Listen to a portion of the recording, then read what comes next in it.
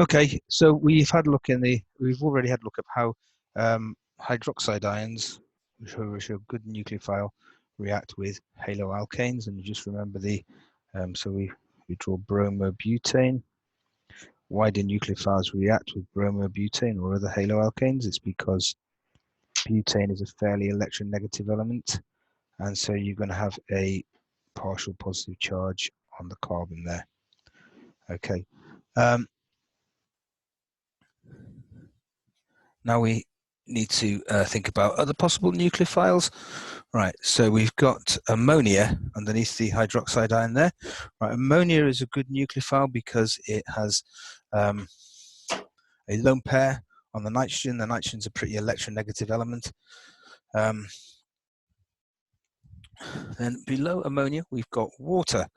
And water is also a nucleophile because you've got a lone pair here, which of course can attack the delta positive carbon atom. Is water such a good nucleophile as hydroxide ion? Well, the answer is no, it's not. Is it because water doesn't have an overall negative charge on it? Yes, it has this lone pair, which is on an electronegative element, oxygen, but it hasn't got an overall negative charge. It's not going to be so strongly attracted. Then there's one more, which we won't be familiar, and that is the cyanide ion. So if you just remember, so I'm going to write Cn minus there, we've actually got a lone pair on the carbon. It just reminds you what the bonding like is in. So if you have hydrogen cyanide, you have hydrogen and to the carbon, and a triple bond between the carbon and the nitrogen. So if you think about, right, you've got a pair of electrons in there. So if both of those get taken, the hydrogen comes off as H+, the carbon ends up with both of them, you're going to end up with a lone pair on the carbon, and of course the overall thing has got a negative charge. So the cyanide is a pretty good nucleophile as well. So let's look at the reactions of brome. We'll just stick with bromobutane for the time being. We've done OH minus, let's do it with ammonia first of all. Okay, so right, so we have bromobutane.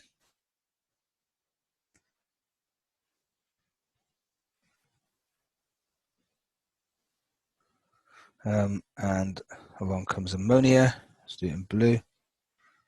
Right, and you've got a lone pair on that nitrogen. We've got a delta positive carbon here. Now the pair of electrons, the lone pair, is going to stretch out forwards and form a bonding pair to that carbon. And simultaneously that carbon is going to be forming 5 bonds, so it's got to break 1 bond, so simultaneously this one pair of electrons, this bond's going to go off onto the bromine. So we are going to end up with, right, nothing's happened to this part of the molecule, so that's all intact, nothing's changed there.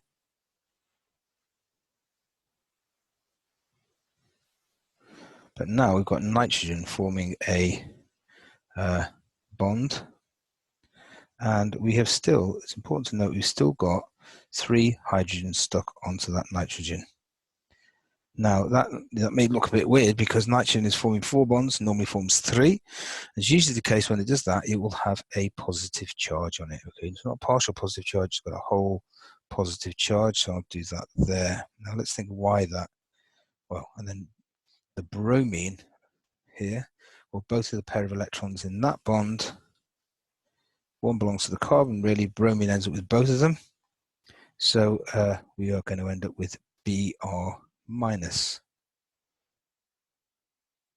Conservation of charge, as we mentioned before, neutral and neutral goes to that which is negative. So that shows you that this thing here has got to have a positive charge on it, and the positive charge is on the nitrogen. Let's think about why that is positively charged in a bit more depth. Okay, so this bond here,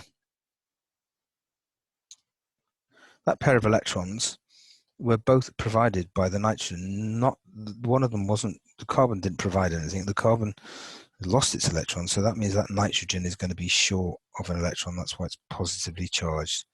Okay, now the final step in the mechanism we should draw is one of those bonding pairs here, doesn't matter which one, shrinks back and forms a lone pair again, goes back onto the nitrogen. We show that going back onto the nitrogen. Okay, so that would be, then you're going to have,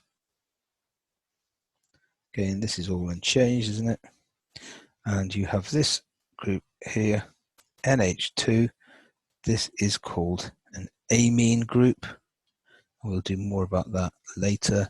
We're not going to be so concerned about the amine just now, but it's another functional group, a very important functional group, but we're not going to be bothering about it now. So that's the reaction with haloalkanes and ammonia. Now, I should also put in there the hydrogen coming off as H+, and if you remember, really, that won't come off as H+, because H+ doesn't exist. It will either come off as H3O+, or more likely in this case, because you've got loads of NH3 about, and that's a pretty good base, it's going to form NH4+. You don't have to show that in your mechanism. They're perfectly okay in the exam for you to show it how I've drawn it there, just with the hydrogen coming off as H+. Okay, so that's the reaction of ammonia with haloalkane. And let's just do water.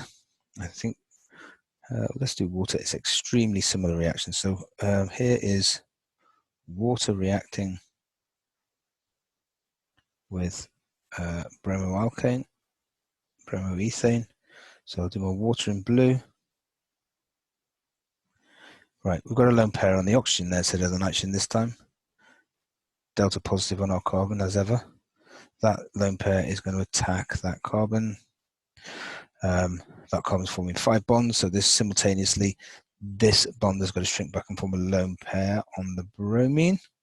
So we are going to get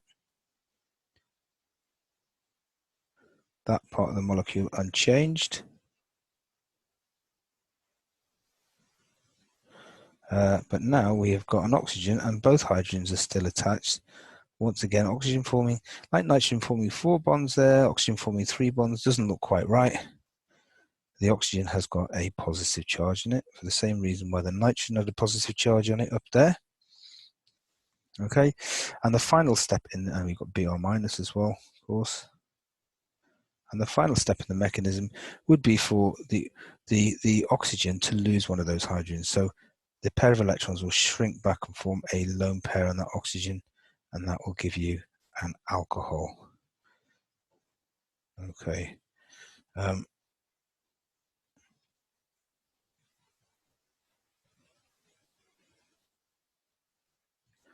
right. So you may notice exactly the same product as when you react it with hydroxide ion. So let's just think before we finish, if you wanted to make an alcohol, you could either have CH3, CH2Br, and you could react it with NaOH, or you could react it with H2O. That would be NaOH in aqueous solution, and you would get the alcohol in each case. Which one do you think would be the most efficient way of doing it? Which would be the fastest? Well, which is going to be the best nucleophile, OH minus or H2O? Well, it's going to be the OH minus, isn't it? Because that's negatively charged and the water's not negatively charged. So that would be the fastest of the two. Okay, so if you wanted to make the alcohol from a haloalkane, you would choose sodium hydroxide solution rather than just water. Okay, we'll leave that there, I think.